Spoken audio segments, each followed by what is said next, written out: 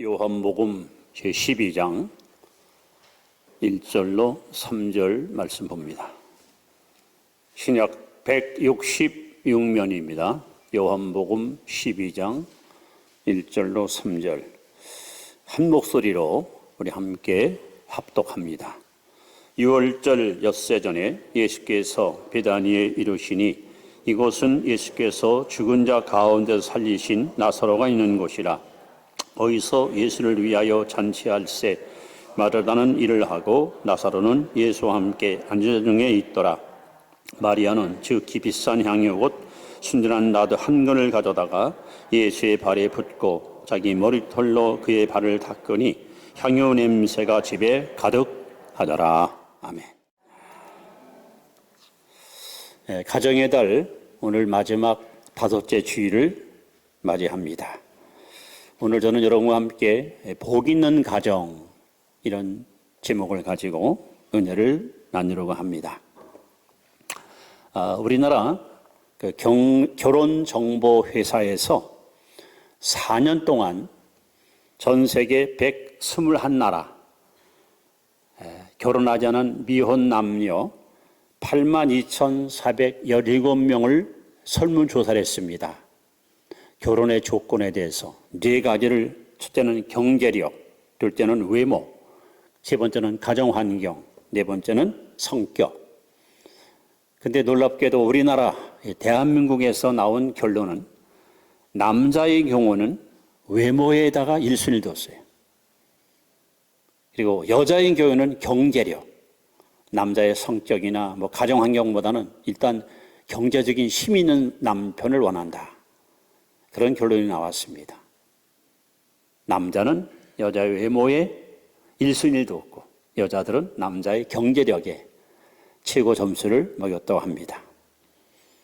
또 다른 기관에서 그럼 결혼한 후에 행복한 가정의 조건은 뭐냐 이걸 또 조사했는데 9가지가 이렇게 소개됐습니다. 첫째는 가족 간의 용서. 가정에 용서가 있어야 행복하다. 사실 서로 용서하지 못하고 으르렁거리고 핥히고 미워하면 이건 가정으로서는 사실은 불행이 아닐 수 없지요. 두 번째는 이해. 서로 간에 상대방 입장을 배려해주고 상대방 입장을 깊이 헤아려주는 이해심. 세 번째는 대화. 그야말로 말이 통하는 거예요. 소통이 되는 가정. 그 다음에 네 번째는 인정감. 부모는 자식을 인정해 줘야 되고요. 또 남편은 아내를 인정해 주고 서로 인정해 줄 때 이 가정은 복된 가정이 될 수 있습니다. 또 5째는 유머. 집안에 좀 기쁨이 있고 즐거움이 있고 웃음이 있어야 좋은 가정이라고 그렇게 이해하고 있습니다. 그 다음에 집안의 4번째는 5번째는 어른이 있습니다. 어른이라는 말은 가정을 소위 이끌 수 있는 어떤 리더, 중심이 되는 사람이 있어야 된다는 거죠. 가정에 표류하면 안 됩니다. 줏대 있는 사람이 있어야 된다. 그 다음에 이제 사랑, 마지막으로 희망. 이런 9가지가 가정의 행복을 보장할 수 있다라는 결론이 나왔습니다. 자, 그런데 성경에서는 과연 어떤 가정이 복 있는 가정이라고 말할까요? 여러분, 예수님께서 마태복음 5장에 보시면 8가지 복을 말씀했습니다. 소위 8복. 근데 예수님 말씀하신 복이라는 단어, 마카리오스라는 이 단어는 아주 독특한 용어예요.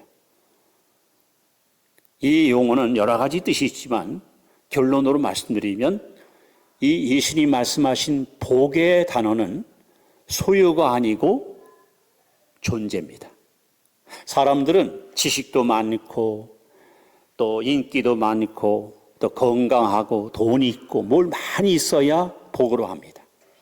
그러나 하나님이 원하시는 복은 소유가 아니고 존재. 내가 하나님 앞에 어떤 존재냐?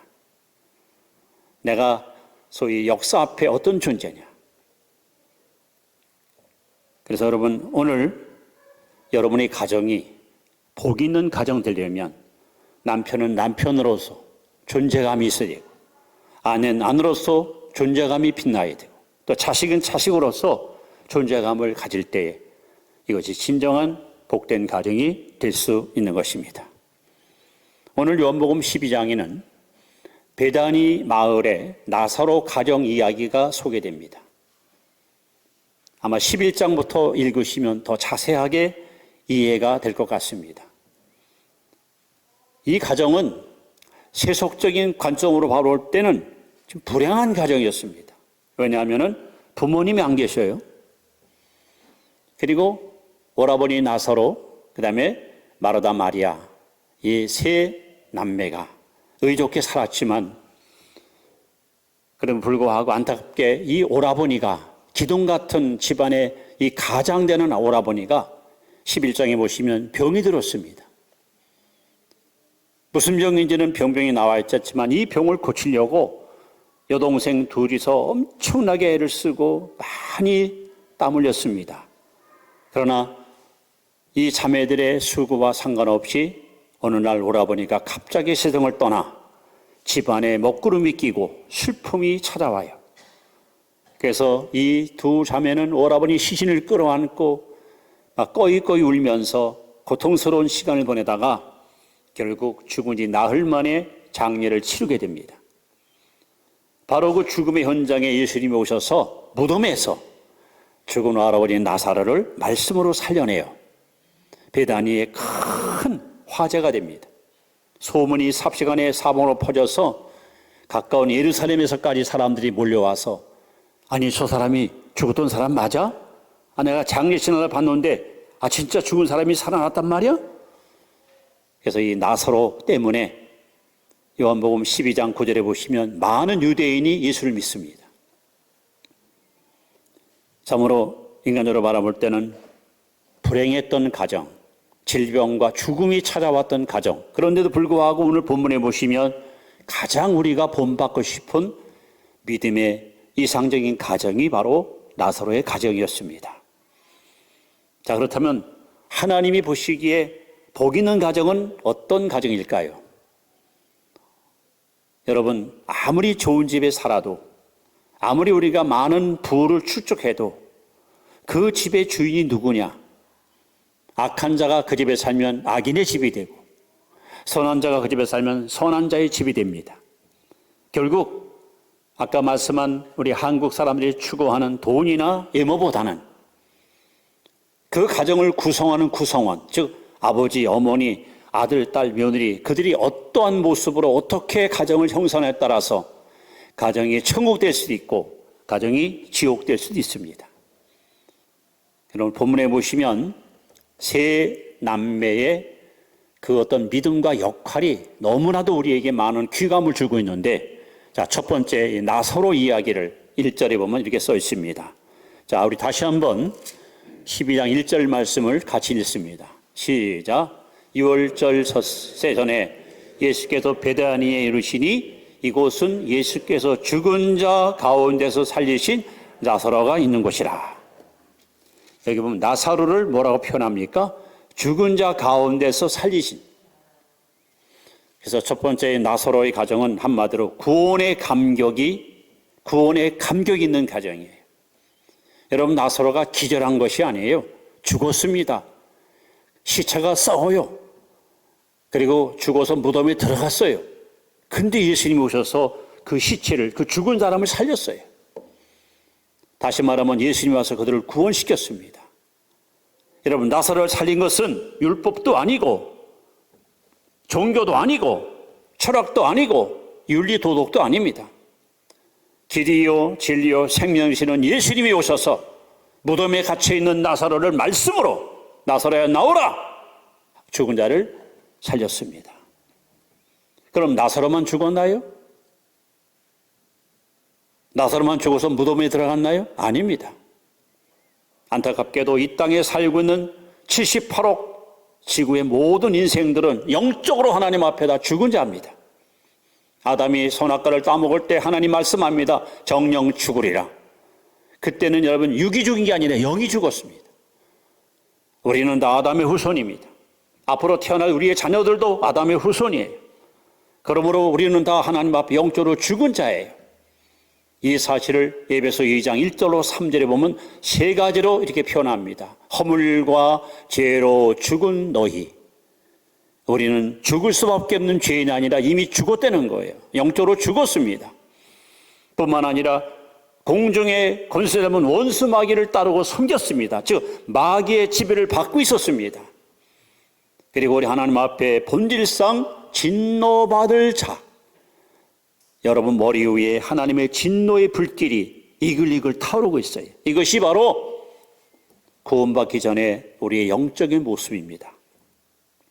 나사로가 죽었죠? 우리 또한 영적으로 죽었습니다. 나사로를 예수님이 와서 살렸죠? 우리는 반드시 예수님만이 우리를 죄에서 구원할 수 있고 죽음과 저주에서 살려낼 수 있습니다. 그럼 나사로는 어떻게 살았나요? 예수님이 무덤가에 가서 기도하신 후에 말씀으로 왜? 하나님 말씀은 살아있습니다. 운동력이 있습니다. 마찬가지로 베드로전서 1장 23절에 너희가 거듭난 것이 썩을 씨로 된 것이 아니요 썩지 아니할 씨로 되었나니 하나님의 항상 살아있는 말씀으로 되었느니라. 나사로를 말씀으로 살리신 예수님은 오늘 저와 여러분들을 하나님의 말씀으로 거듭나게 하시고 새우 피조물 되게 하시고 우리를 사망에서 생명으로 이끌어가고 계십니다. 여러분, 그래서 아까 제가 소개했던 12장 9절에 보시면 이렇게 써 있습니다. 유대인의 큰 무리가 예수께서 여기 계신 줄을 알고니 이는 예수만 보기 위함이 아니요 죽은 자 가운데서 살리신 나사로도 보려 함이라. 대제사장들이 나사로까지 죽이려고 모의하니 나사로 때문에 나사로 까닭에 많은 유대인이 가서 예수를 믿음이라. 여러분 나사로 한 사람 때문에 많은 사람이 예수 믿었어요. 왜? 죽었다 살아나기 때문에, 구원받았기 때문에. 그렇다면 여러분 어떤 가정이 복 있는 가정입니까? 우리 가족의 구성원 한 사람 한 사람이 예수 믿고 구원받아야, 일부가 아니에요. 온 가족이 예수 믿고 구원받아서 새 생명 얻어야 이게 진짜 복 있는 가정입니다. 어느 가정이 복 있는 가정입니까? 여러분 가정에서 생명이 흘러넘쳐서 우리 가정 때문에 구원받은 나 때문에 믿는 사람이 날마다 증거하는 가정, 이게 복 있는 가정입니다. 나만 구원받고 우리 가족만 구원받는 거 끝나면 안 돼요. 이 구원의 아름다운 나팔 소리가 사방으로 퍼져서 많은 이웃을 살리고 많은 동포를 살릴 때 이것이 정말 복 있는 가정이죠. 그렇습니다. 어떤 가정이 복 있는 가정이나 이 구원의 감격이 있어야 돼요. 여러분 구원받으셨습니까? 하나님의 자녀이십니까? 가족들이 모여서 남편은 남편대로 여보 난 예수 믿고 구원받은 게 제일 행복해. 아내는 아내대로 나도 그래요. 허물 많은 나 같은 죄인을 주님께서 용서해 주시고 당신의 자녀로 나를 삼아줬잖아요. 아이들은 아들대로 아빠 저 구원받은 거 너무 행복해요. 딸은 딸대로 엄마 나 예수 믿고 구원받은 거 너무 행복해요. 온 가족들이 구원의 즐거움을 노래하고 구원의 주님을 향해서 영광을 돌리는 가정, 이것이 바로 성경이 말하는 복 있는 가정의 첫 번째 모습입니다. 여러분의 가정이 이런 가정 될 줄로 믿습니다. 두 번째는 이제 마르다 이야기입니다. 어느 가정이 과연 복 있는 가정인가? 이웃을 섬기는 가정입니다. 이웃을 섬기는 가정. 자, 두 번째, 우리 한번 2절 말씀을 함께 12장 2절 말씀을 같이 봅니다. 시작. 거기서 예수를 위하여 잔치할세 마르다는 일을 하고 나사로는 예수와 함께 앉은 종이 있더라. 여기 보면 마르다에 대해서 뭐라고 써있냐? 일을 했다 했습니다. 어떤 일? 손님들을 잘 접대하는 거예요. 여러분 복 있는 가정은 이웃을 섬기는 가정이에요. 세상에는 제가 볼 때 두 종류의 가정이 있어요. 두 종류의 가정. 첫째는 이웃을 향하여 문을 닫은 가정이었어요. 이웃과 상종하지 않아요. 관계하지 않아요. 문을 딱 닫아놓고 우리끼리만 그냥 사는 거예요. 두 번째는 이웃을 향해서 문을 여는 가정이 있어요.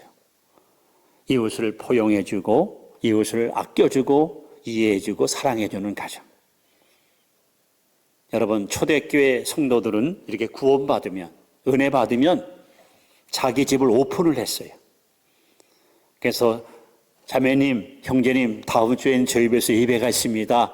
저희 집으로 오십시오. 부족하지만 저희들이 영접하겠습니다. 접대하겠습니다. 그래서 그때는 이렇게 건물이 따로 없고 아무개 집사님, 아무개 자매님 집이 예배야. 그 예배처야. 그래서 모여서 함께 예배드리고 떡을 떼면서 얼마나 아름다운 사랑의 교제가, 이것이 초대교회였어요. 근데 오늘날 너무도 많은 사람들이 자폐증 환자처럼 마음의 문을 다 닫아놓고 그 틀 속에 갇혀서 이웃도 없고 식구도 없고 가족도 없고 자기 혼자만 인생을 즐기려고 하는 극단적 이기주의가 오늘날 이 땅에 만연해 있습니다. 그런데 오늘 마르다는 예수님 공생에 마르다의 집에 3번을 주님 방문해서 3번을. 여러분, 좀처럼 무슨 이게 교통이 되거나 혹은 뭐 전화가 있는 시대가 아니잖아요. 예수님이 전도 다니다가 야, 우리 피곤한데 가서 저녁이나 먹자. 선생님 어디 가실까요? 자, 배단에 가자. 예, 가십시다. 여러분, 예수님과 12제자, 남자만 13명 아니에요. 사전에 연락을 해서 내일 모레 방문할 테니까 저녁이나 좀 해주세요. 우리 이런 걸 준비할 수 있잖아요.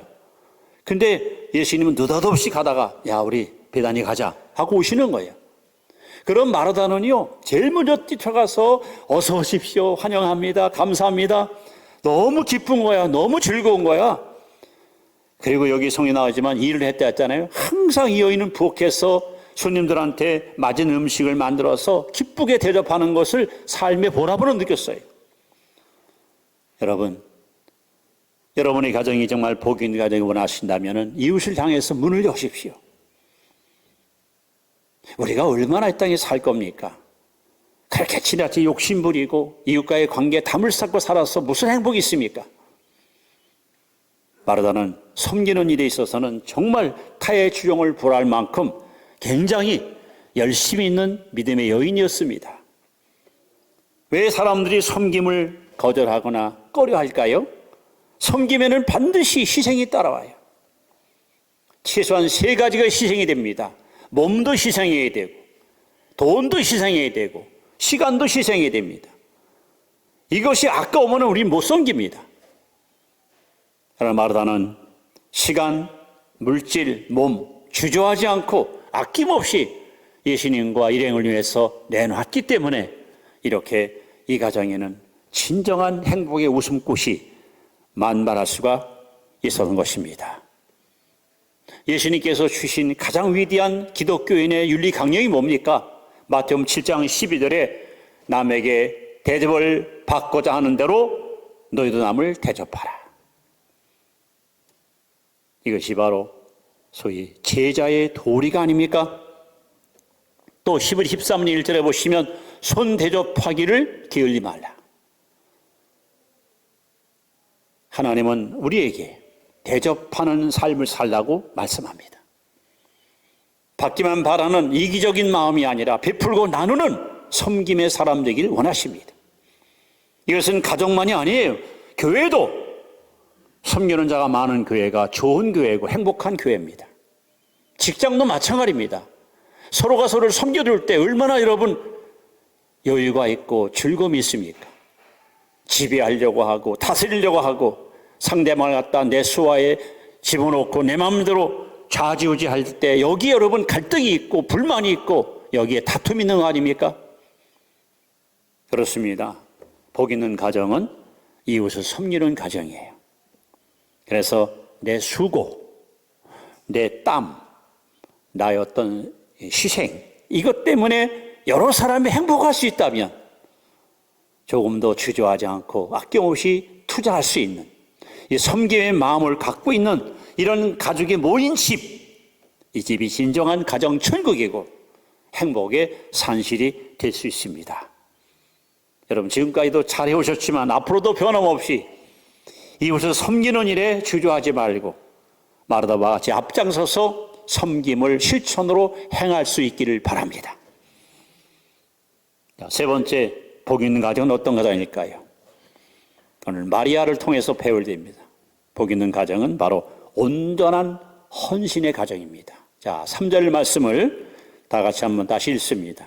시작. 마리아는 지극히 비싼 향유 곧 순전한 나드 한 근을 가져다가 예수의 발에 붓고 자기 머리털로 그의 발을 닦으니 향유 냄새가 집에 가득하더라. 자, 신구약 성경에는 많은 인물이 등장합니다. 많은 인물. 그런데 헌신하면 딱 떠오르는 대명사가 바로 마리아입니다. 오죽하면 예수님께서 이 여인이 행한 일을 이 복음이 전파되는 것은 천하만민에게 다 알릴 것이라고 그렇게 자랑했고 칭찬했던 여인입니다. 여러분, 마리아는 예수님을 사랑하는 마음이 너무너무 컸기에 당시 노동자 하루 품삯이 1데나리온입니다. 근데 300데나리온. 그러니까 1년 동안 노동자가 한 푼도 돈을 안 쓰고 꼬박꼬박 저축을 해서 모을 수 있는 거금이에요. 이 옥합에 담긴 그 비싼 향품을 이 마리아는 주저하지 않고 예수님께 다 쏟아붓습니다. 같은 사건을 기록한 마가복음 14장에 보시면 옥합을 깨트렸다 그랬어요. 아마 주둥이를 갖다 이렇게 깨뜨렸어요. 그러니까 옥합에 담긴 이 향유를 한 방울 남김없이 주님께 다 쏟아붓기 위해서 그 비싼 옥합까지 깨트리면서까지 마리아는 예수님 앞에 모든 걸 드렸습니다.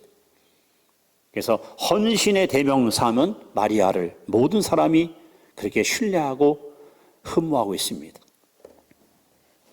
여러분, 우리가 읽지 않았습니다마는 마리아가 13명 남정들이 식사하는 자리에 들어와서 옥합을 깨트리고 그 향유를 예수님 머리에다가 다 쏟아볼 때에 가르다가 막 핀잔 주잖아요.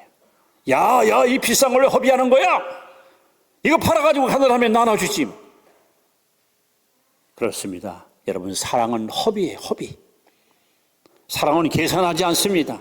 따지지 않습니다. 묻지 않습니다. 만약에 여러분 부모님이 자녀들을 사랑할 때 그걸 다 계산하고 야, 내가 너한테 이만큼 투자했으니까 넌 나한테 줘야 돼. 이건 사랑이 거래지. 사랑은 그 말 그대로 주는 거예요. 그리고 성경에 말하는 사랑은 느낌이 아닙니다. 감정이 아닙니다. 의지의 결단이고 행동입니다. 마리아는 예수님을 사랑하는 마음이 너무도 컸기에 그가 어쩌면 가장 소중히 여기는 옥합을 깨트려 그 비싼 향유를 예수님께 아낌없이 쏟아부었습니다. 오늘 여러분들이 주님을 사랑하는 그 사랑의 그 정도에 따라서 헌신이 따라오는데 벌써 내 모든 걸 드린다는 것은 그만큼 주님의 사랑을 아는 것이고 일부만 드린 것은 주님을 사랑하는 마음이 협소화되는 것을 스스로 증명하는 행동입니다. 참 가르다의 말 맞습니다. 왜 허비하느냐? 예수님은 저와 여러분을 위하여 십자가 위에서 벌거벗은 몸으로 당신의 몸에 있는 피 한 방울 남김없이 물 한 방울 남김없이 다 허비했습니다. 다 쏟아부었습니다. 그래서 그 피로 우리의 죄와 허물을 다 씻으시고 우리를 구원시켰습니다. 마리아는 이렇게 자신이 가장 귀히 여기는 소중히 여기는 그 전 재산을 질 수 있는 300데나리온의 향유를 예수님께 다 쏟아부음으로 그의 사랑의 마음을 행동으로 실천했던 그야말로 헌신의 위대한 여인이었습니다. 이렇게 여러분 달랑 3남매 세 식구가 살았지만 각자 역할이 너무 아름다워요. 나사로는 구원의 감격을 갖고 있었고 마르다는 섬김의 마음을 갖고 살았고 마리아는 헌신의 사람으로 주님께 드리기를 기뻐했고 이렇게 자기 역할을 아름답게 하니까 이 조화가 이루어지고 이 가정에는 정말 흠잡을 것 없고 티잡을 것 없는 멋진 아름다운 향기로움이 가득 차게 되는 거죠. 그래서 오늘 본문을 보면서 제일 마음에 감동되는 것이 바로 3절 하반절 말씀입니다. 여러분 다시 한번 3절 하반절을 보시면 이렇게 기록해 있습니다. 따라합시다. 향유 냄새가 집에 가득하더라. 향유 냄새가 집에 가득하더라. 구원의 기쁨이 있고 감격이 있고 섬김의 희생이 있고 또 헌신의 그런 어떤 행동이 있는 집, 이런 가정에는 향유 냄새가 가득합니다. 여러분, 성자들 가정을 신방을 해보면 사람도 마찬가지지만 집안에 독특한 냄새가 다 달라요. 그 집에 딱 들어가면 그 집만이 갖고 있는 냄새가 있어요. 냄새. 우리 예수 믿는 성도들은 어떤 냄새를 풍기고 살아야 됩니까? 여러분 가정에 무슨 냄새가 주를 이루십니까? 우리 그리스도인들은 예수 향기, 예수 냄새를 풍기고 살아야 돼요.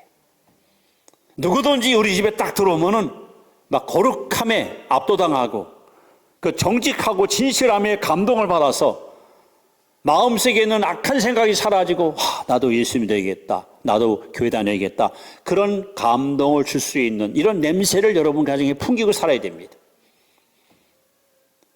어쩌면 초라하고 그렇게 두드러지지 않은 그런 아주 평범한 집안이었지만은 나사로 집안이 이렇게 나사로 마르다 마리아의 예수님을 향한 헌신과 그 충성된 믿음 때문에 이 가정에는 향유냄이 가득 찬 거예요. 부엌에 가도 내 방에 가도 거실에 가도 향기가 팍 풍기는 멋진 가정. 이것이 바로 예수 믿는 사람의 아름다운 모습이 아니겠습니까? 자, 이제 이렇게 말씀을 마무리합니다. 여러분 가정에 향유내음이, 즉 예수 향기가 정말 멋지게 퍼져나가는 그런 복된 가정 되길 원하십니까? 정말 그 집에만 가면 예수 냄새가 난다는 그런 좋은 소문난 가정 되길 원하십니까? 그렇다면 여러분 가족 한 사람 한 사람이 새 생명을 얻어야 됩니다. 죄와 허물로부터 완전히 구원받아서 구원의 감격을 가슴에 품고 나를 구원하신 하나님을 섬기는 가정이 되어야 됩니다. 여러분 가정에 그리스도의 향기가 풍기는 가정 되기 원하십니까? 여러분 가정 모두가 다 마음은 열고 이웃을 섬기는 일에 조금 더 여러분 망설이나 주저하지 마시고 여러분 아낌없이 비풀고 나누며 사십시오. 분명히 여러분 가정에 예수의 향기가 멋지게 흩날릴 것입니다. 여러분 가정에 예수의 향기가 풍기기 원하십니까? 헌신하십시오. 주님의 일이라면 아낌없이 내 모든 것, 시간도 마음도 다 드릴 수 있는 그런 헌신의 마음을 가지고 가족들이 하나님을 경외할 때에 여러분 가정에는 멋진 예수의 향기가 흘러나게 될 것입니다. 이제 말씀을 이렇게 욥기 22장 21절 잘하는 말씀이죠. 한번 따라합시다. 너는 하나님과 화목하고 평화하라. 그리하면 복이 내게 임하리라. 아버지는 아버지대로 하나님과 화목하고 엄마도 하나님과 화목하고 아들도 딸도 하나님과 화목하고 그래서 하나님과 이 올바른 관계를 잘 맺는 가정, 가족 가운데 일부는 하나님하고 관계를 맺고 사는데 일부는 세상하고 가까워지고 마귀와 손잡고 있다면 여러분 복 있는 가정이 아닙니다. 온 가족이 하나님과 올바른 관계를 맺고 하나님과 화목할 때 가족에 속해 있는 그 모든 식구들 마음속에는 진정 천국의 기쁨이 날마다 샘솟는 것을 맛보며 살아가게 될 것입니다. 가정의 달 마지막 주간 여러분 가정이 성경에서 말하는 복 있는 가정 되기를 기대하면서 오늘 구원의 감격이 있고 이웃을 섬기며 아낌없이 온전히 헌신하는 그런 믿음의 가정으로 하나님께 칭찬받기를 주 이름으로 축원합니다. 기도합니다. 주께서